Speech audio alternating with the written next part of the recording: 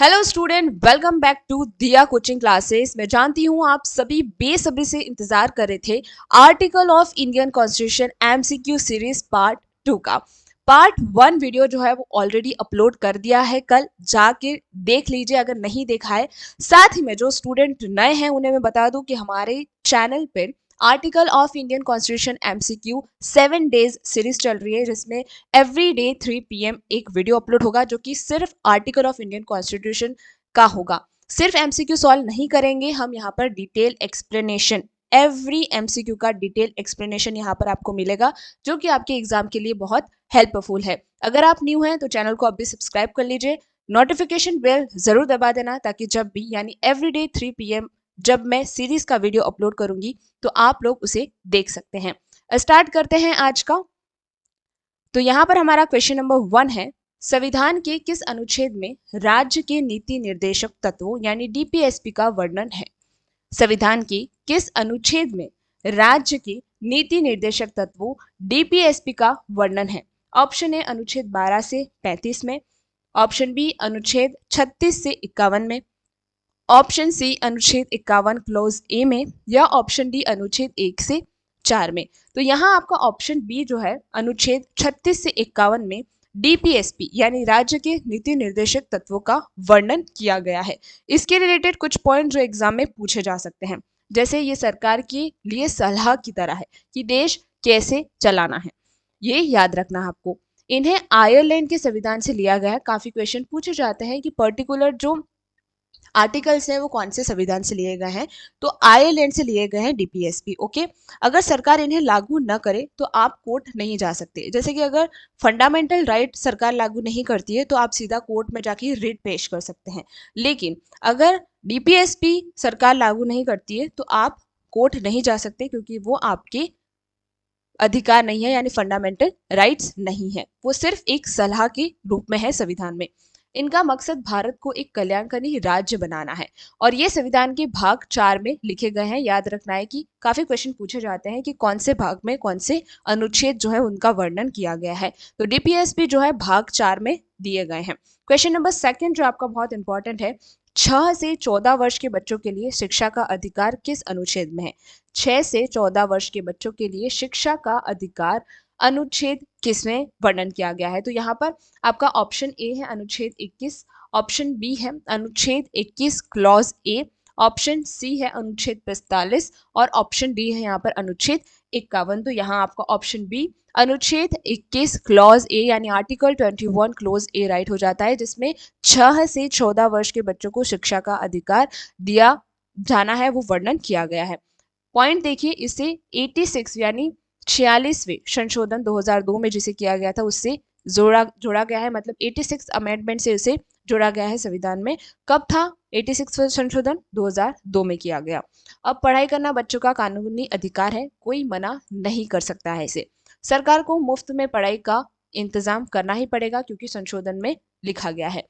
पहले यह सिर्फ एक सलाह थी, अब यह अधिकार है, यानी एक फंडामेंटल राइट से। जैसे कि सलाह जो है डीपीएसपी के अंदर था, लेकिन अब इसे फंडामेंटल राइट बना दिया गया है।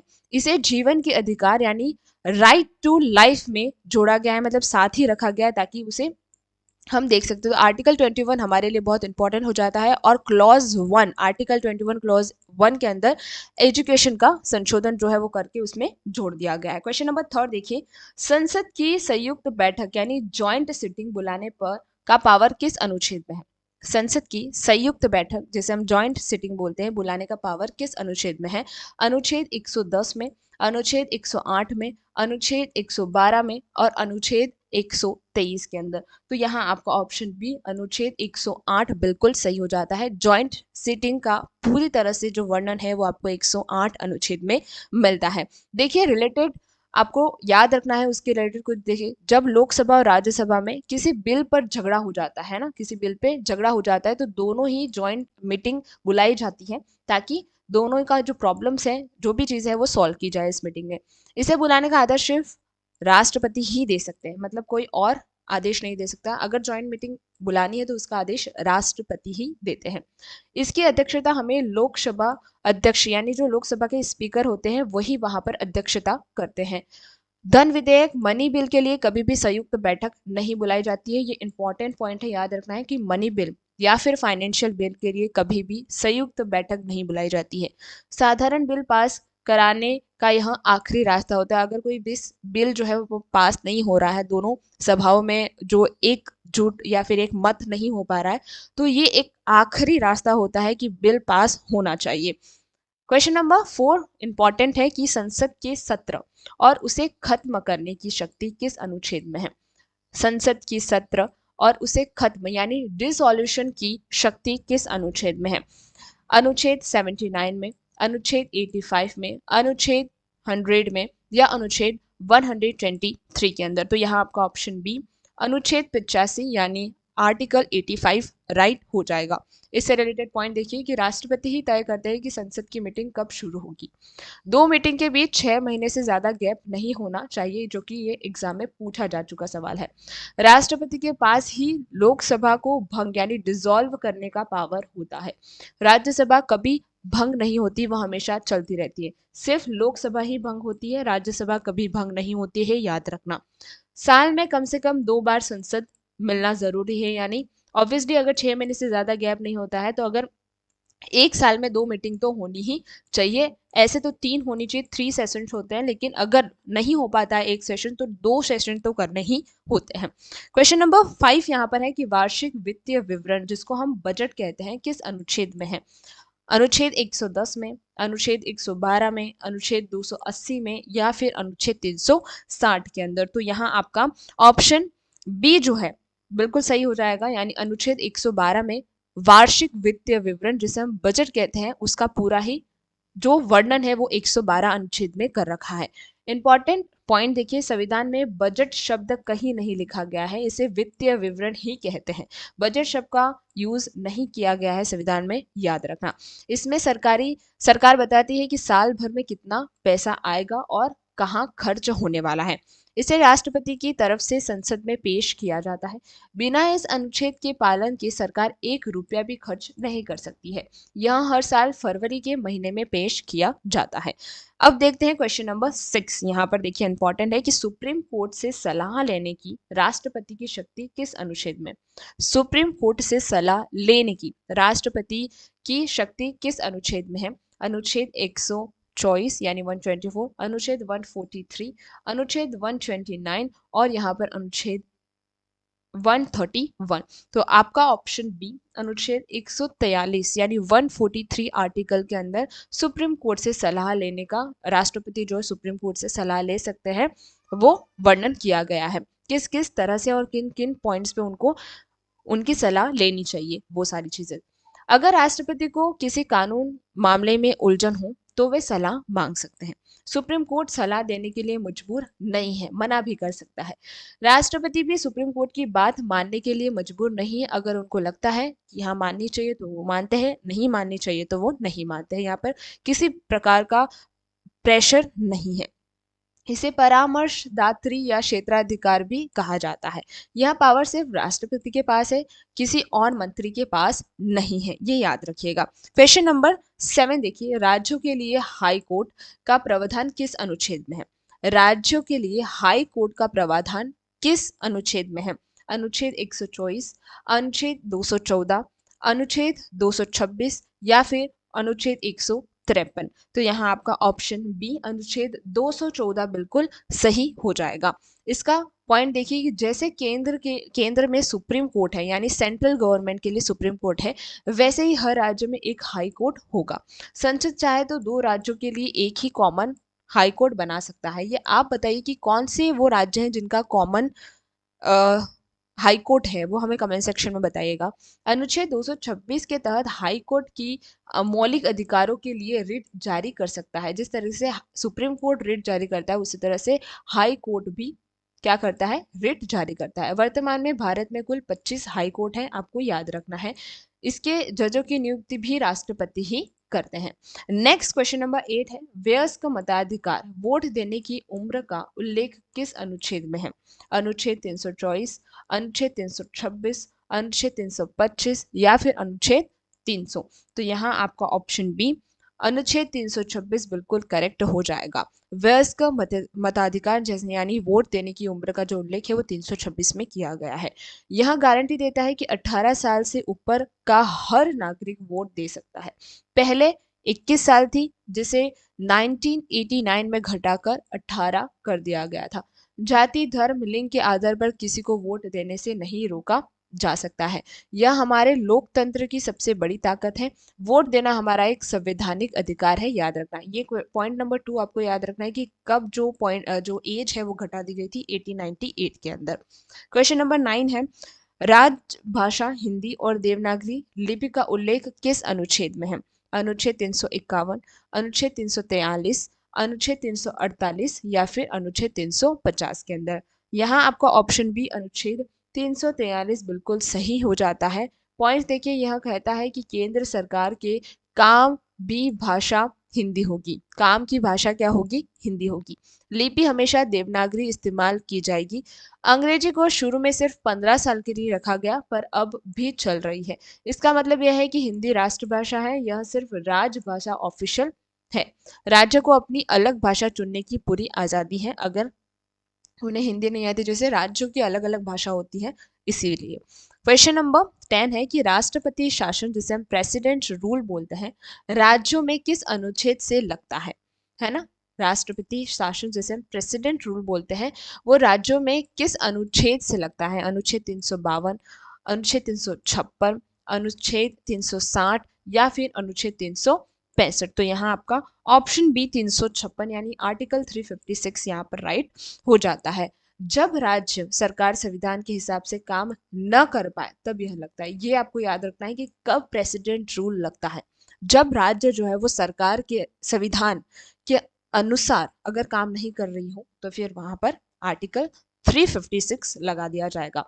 राज्यपाल की रिपोर्ट पर राष्ट्रपति इसे लागू करते हैं। इसे लगता है कि राज्य की सारी पावर केंद्र सरकार के में हाथ में आ जाती है। जैसे ही ये 356 आर्टिकल लागू हो जाता है किसी भी स्टेट पे, तो जितने भी पावर्स होते हैं राज्य के वो किस पे चल जाते हैं? सेंट्रल गवर्नमेंट के पास चले जाते हैं। सबसे पहले ये पंजाब राज्य में लगाया गया था। इसकी मंजूरी संसद से 2 महीने के भीतर लेनी पड़ती है, तभी इसे लगाया जा सकता है।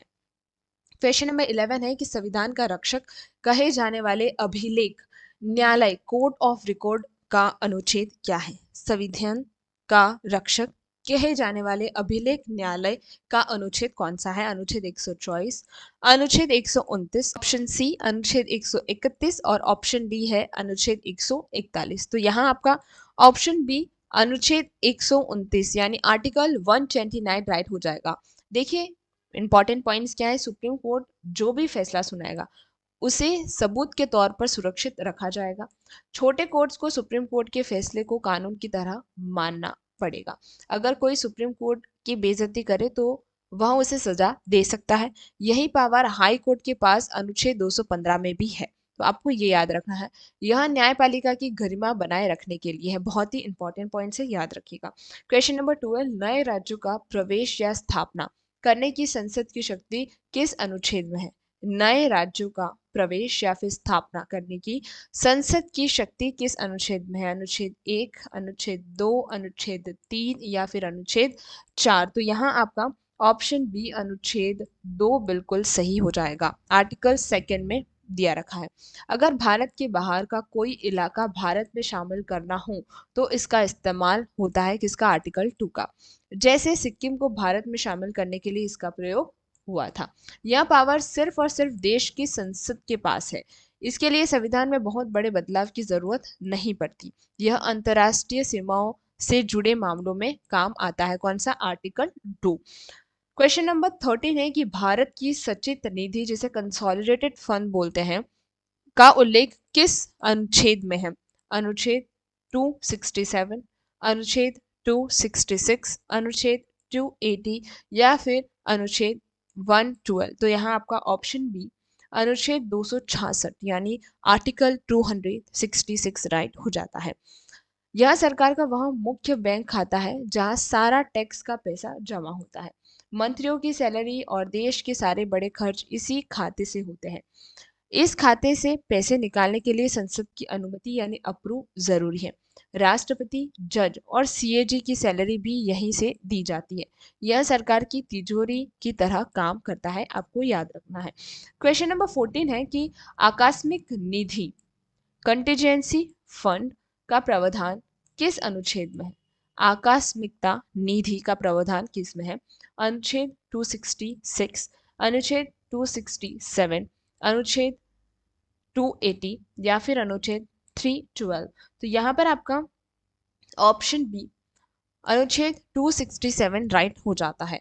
यह इमरजेंसी फंड की तरह है जो अचानक आई आपदा जैसे बाढ़ भूकंप के लिए प्रयोग होता है। इस पैसे को खर्च करने के लिए संसद के इंतजार की जरूरत नहीं होती। यह फंड पूरी तरह से राष्ट्रपति के हाथ में होता है, बाद में संसद से इसकी अनुमति लेनी पड़ती है। वर्तमान में इस फंड में 30,000 करोड़ रुपए रखने का नियम है जो कि इम्पोर्टेंट है। क्वेश्चन नंबर 50 और लास्ट है कि अखिल भारतीय सेवा यानी सिविल सर्विसेज एग्जामिनेशन जिसे बोलते हैं, आईएएस, आईपीएस, आईएफएस का सृजन किस अनुच्छेद में है? अगर आप लोग आईएएस, आईपीएस, यूपीएससी, पीसीएस की अगर प्रिपरेशन कर रहे हैं तो आपको इसका आंसर जरूर पता होगा। यहाँ पर आपका अनुच्छेद 315, अनुच्छेद 312, अनुच्छेद 320 और अनुच्छेद 300 बिल्कुल सही होता है। अनुच्छेद 312 के अंदर अखिल भारतीय सेवा जैसे आईएएस, आईपीएस, आईएफएस की जो सृजन की पूरी जो वर्णन किया हुआ है वो 312 में किया गया है। देखिए यहाँ पर अगर देश में नई सिविल सर्विस जैसे इंडियन जुडिशियल सर्विसेज शुरू करनी हो तो यही अनुच्छेद लगेगा। यहाँ पावर मुख्य रूप से राज्यसभा के पास होता है। राज्यसभा प्रस्ताव पास करेगी तभी नई अखिल भारतीय सेवा बन सकती है। यह केंद्र और राज्य दोनों के लिए काम करने वाले अधिकारियों का ग्रुप है। इसे सरदार पटेल के प्रयासों के कारण संविधान में जगह मिली थी। आज हम यहीं पे एंड करते हैं। आई होप आप सभी को ये जो सीरीज है वो हेल्पफुल लग रही होगी। आगे और भी इसके रिलेटेड लेक्चर्स आने वाले हैं। ये पार्ट 2 है और भी पार्ट 2, पार्ट 3, पार्ट 4, पार्ट 5 और पार्ट 6 आपके लिए आने वाले हैं। तो अभी हमारे चैनल को सब्सक्राइब कर लीजिए क्योंकि हर रोज एक पार्ट आएगा तो आपके लिए हेल्पफुल हो जाएगा। अगर आप पॉलिटिकल साइंस के आर्टिकल्स में आपको बहुत कंफ्यूजन होता है तो ये सीरीज आपके लिए बहुत इंपॉर्टेंट होगी। आज के लिए इतना ही। Please like, share and subscribe our channel. Thank you very much for today.